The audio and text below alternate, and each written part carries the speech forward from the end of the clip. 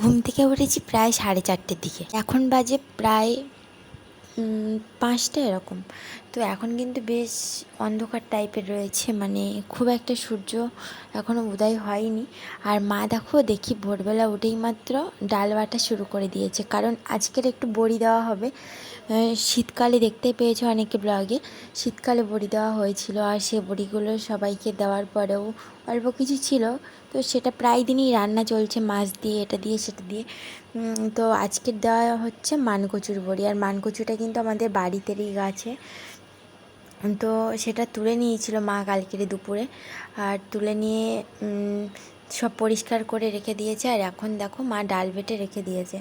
আর মানকচুটাকে এখনও গ্রেট করা হয়নি, এবার গ্রেট করবে, তারপর হবে বড়ি দেওয়া। আমাকেও বলেছে আগে থেকে যে তুই একটু হাত লাগাস, দেখবি তাড়াতাড়ি হয়ে যাবে। তো আমিও সেইভাবেই রেডি কাজটা করার জন্যে। আর এখন আমি থালা বাসন ধুতে যাব, থালা বাসন ধুয়ে এসে তারপর বড়ি দেবো। তো তোমরা পুরো ব্লগটা কন্টিনিউ করো, স্কিপ না করে। আশা করি তোমাদের ভালো লাগবে। আর চ্যানেলটিকে সাবস্ক্রাইব করে দিও জলদি জলদি, আর কেমন লাগছে সেটাও বলে দিও।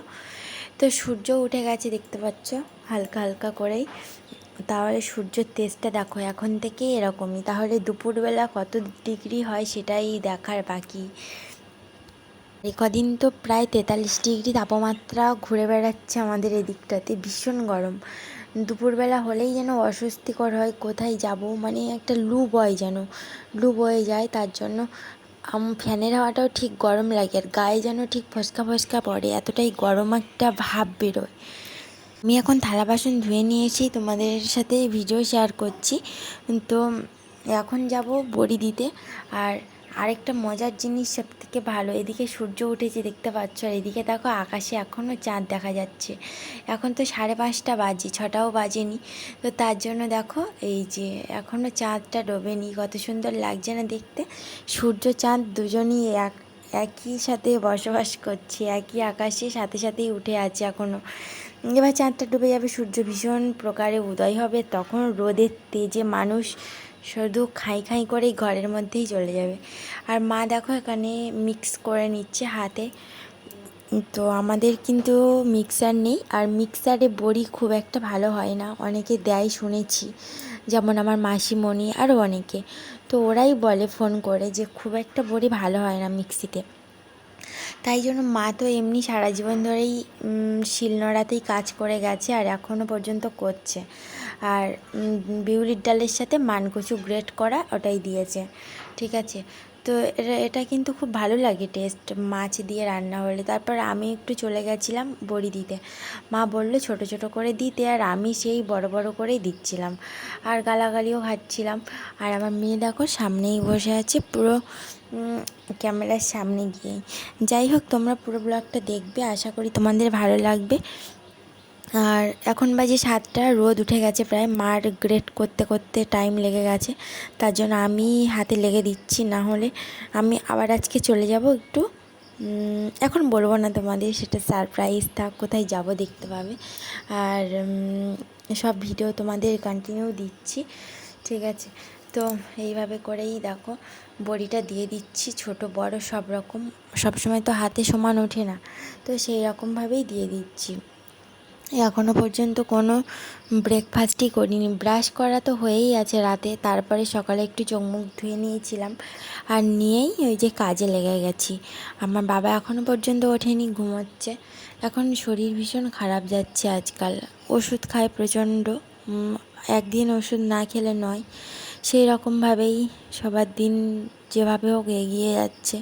জীবন তো থামছেই না, জীবনের মতো এগিয়ে যাচ্ছে, কারো ওষুধ খেয়ে, কারো কাজ করে, মানে সব রকমভাবেই। তো তোমরা অবশ্যই ভালো আছো আশা করি গরমে। আর দেখতেই পাচ্ছ আমার মুখে রোদ লাগছে, মানে রোদ উঠে গেছে পুরো। আর গরমের মধ্যে ঝটপট করেই কাজটা দেওয়া হচ্ছিল, কারণ এরপরে আরও রান্নাবান্না রয়েছে দুপুরে, রান্নাবান্না সেরে আবারও এক জায়গায় বেরোবো, মানে খাওয়া দাওয়া সেরে দুপুরের পরে। আর আমার মেয়ের দেখতেই পাচ্ছ হাতে চুড়ি নেই, কারণ ও চুড়ি একবার খুলবে একবার পরবে, এইভাবেই। তো যাই হোক, আমাদের বড়ি দেওয়া হয়ে গেছে, কেমন লাগছে জানো। আর বেশ বড় বড় লাগছে আর কি কয়েকটা জায়গায়। আর যাই হোক, এই শুকনো হয়ে গেলে এমনিতেই ছোট ছোট হয়ে যাবে, এখন যতই বড় লাগুক না কেন। তো কেমন হয়েছে সেটাও জানিয়ে দিও। আর ভীষণ রোদ, কতটা পরিষ্কার করে বড়ি দেওয়া হয় দেখতে পাচ্ছ। তলায় একটা চটের বস্তা দেওয়া আছে দুটো, তারপরে কাপড়, তারপরে এই যে সাদা কাপড়ের উপরে বড়ি দিয়েছি। আর এই সাদা কাপড়ের উপরে বড়ি দিতে না ভীষণ সুবিধা হয়, এটা হচ্ছে ধুতি কাপড়। তো আগের শীতের সময়ও এই কাপড়টা দিয়েছিলাম, বেশ ভালোই হয়েছিল। আর কিছু সময় নেটেও দিয়েছিলাম। আরেকজনকে দেখো ব্রাশ করাবো বলে পুরো রেডি, আর ও ঘুম থেকে উঠে গেছিলো। পুরো ঘুম থেকে উঠে যাওয়া মাত্রই ব্রাশটা ওর হাতে ধরিয়ে দিয়েছি, মানে বড়ি দিচ্ছিলাম এতক্ষণ। তারপরে ও বললো আমি নিজে নিজে ব্রাশ করব।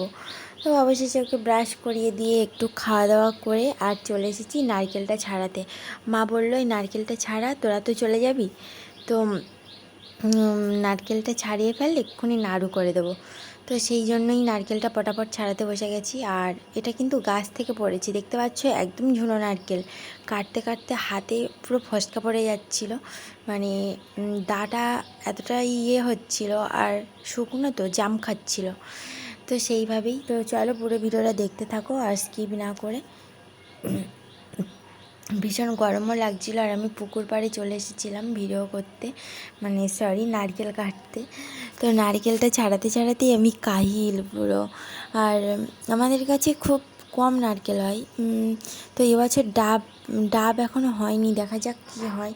তো ডাব হলেই সব ডাবের মধ্যে দিয়েই খেয়ে নিই, নারকেল এমনিই ভালো লাগে না আমার, আর ডাবটাই বেশি প্রিয় লাগে। দেখো নারকেলটা পুরো ছাড়িয়ে নিয়েছি, কত বড় না নারকেলটা। আর ঝুনো নারকেল মানে এটা মিষ্টি হবেই, আমি তো গ্যারেন্টি দিয়েই বলছি। তো দেখা যাক কতটা কি হয়। আর আমাদের কাকুদের একটা গাছ আছে না, কাঁচা নারকেল থেকেই এতটা মিষ্টি, তোমরা হয়তো বললে বিশ্বাস করবে না, ভীষণ মিষ্টি। আর আমাদের কাছে নারকেলটা ঝুনো হওয়ার আগের স্টেপে অতটা মিষ্টি হয় না, এই ঝুনো হওয়ার সময় একটু বেশি মিষ্টি হয়। তারপর সরাসরি চলে এসেছি তোমাদের সাথে জল শেয়ার করতে। তো সত্যি কথা বলতে গেলে না, আমার ফোনের ক্যামেরাটা না একটু ডাউন আছে, মানে ডিস্টার্ব করে। তো তোমরা একটু মানিয়ে নিও। দেখো আমি ক্যামেরাটা ঠিক ব্লগের জন্য করতে গেছি, আর সে লম্বাই হয়ে আছে।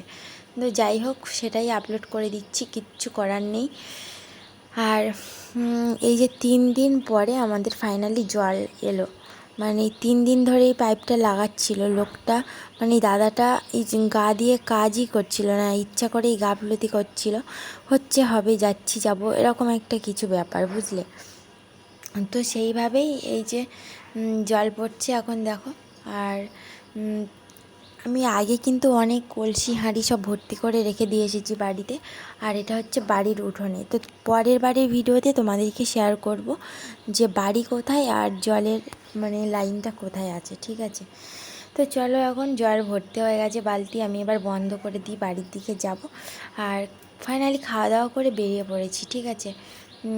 এখন বাজে 3:30। খাওয়া দাওয়া করে বলা ভুল, একটু ঘুমাচ্ছিলাম বটে, ঘুম থেকে উঠেই বেরিয়েছি। আর এখন বাজে 3:35। তো জানি না এখন গাড়ি পাবো কি না। আর এখন আমাদের আবার গদখালি যেতে হবে, গিয়ে তারপরে বাস ধরতে পারবো কি জানি না, অনেক লেটে বেরিয়েছি কারণ ভীষণ গরম, বাইরে লু বইছে। তো মা ছাতার মধ্যে থেকেই নিয়ে আসছিলো ওকে। তারপর অবশেষে বাড়ি এসে বন্ধুরা আর কি বলবো তোমাদের, ভীষণ কষ্ট হয়েছে। সারা ঘর বাড়ি সব মুছেছি, আমি আর ক্যামেরা করতে পারিনি, পুরো মুছেছি। এতটা পরিমাণে ধুলো হয় ঘরে, আমি সত্যিই ভাবতে পারি না। কোনো গাড়ি টাড়ি কিছু যায় না রাস্তা থেকে, তাও ভীষণ ধুলো। তারপর অবশেষে রান্না বান্না করছিলাম এখানে, এই যে দেখো ডিম আর আলু পুরো কষছিলাম, আর এখানে ভাত হয়ে গেছে। আর ডিমের ঝোল বানাচ্ছি শুধু, আর কিছু হবে না আজকের মতো। তো তোমরা পুরো ব্লগটা দেখতে থাকো, আর অবশ্যই ভালো লেগেছে তো যাওয়ার আগে একটা লাইক করে দিয়ে যেও, আর চ্যানেলটিকে সাবস্ক্রাইব করে দিয়ে যেও। যারা যারা এখনও আমার চ্যানেলে নতুন অবশ্যই করে দিয়ে যাও বন্ধুরা। আর তোমাদেরকে অনেক সাপোর্ট করি, তোমরা আমার আইডিতে কমেন্ট করো, সরি আমার চ্যানেলে সব ভিডিওতে আমি তোমাদের আইডিতে গিয়ে সব কিছু আমি লাইক শেয়ার কমেন্ট করে দিয়ে আসবো। তো আজকের মতো এই